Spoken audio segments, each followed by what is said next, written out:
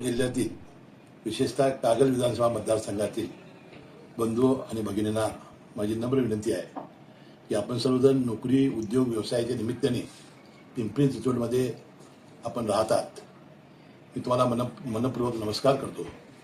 या शहरानं तुम्हाला आपुलकीनं सामावून घेतलं, ओळख दिली आणि स्वतःच्या पायावर उभं राहण्याची संधी त्यांनी दिलेली आहे. आज हेच शहर दडपशाही आणि प्रशासनाच्या अनास्थेमुळे गुदमरलेला आहे. पिंपरी चिंचवडला पुन्हा शिस्त, विकास, माणुसकीची ओळख मिळवून द्यायची असेल तर प्रामाणिक आणि धाडसी नेतृत्वाची गरज आहे.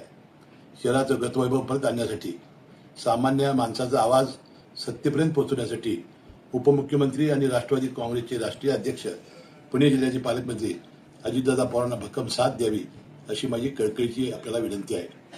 ही लढाई कुणा एका पक्षाची नाही तर आपल्या शहराच्या भवितव्याची आहे. कारण यापूर्वी अजितदादा पवार यांनी पिंपरी चिंचवडच्या विकासासाठी जे काम केलेलं आहे याची सर्व माहिती आपल्याला ज्ञात आहे. येत्या 15 तारखेला घड्याळ चिन्हासमोरचं बटन दाबा आणि पिंपरी चिंचवडच्या परिवर्तनाचे भाग बना. धन्यवाद. जय हिंद, जय महाराष्ट्र, जय कोल्हापूर.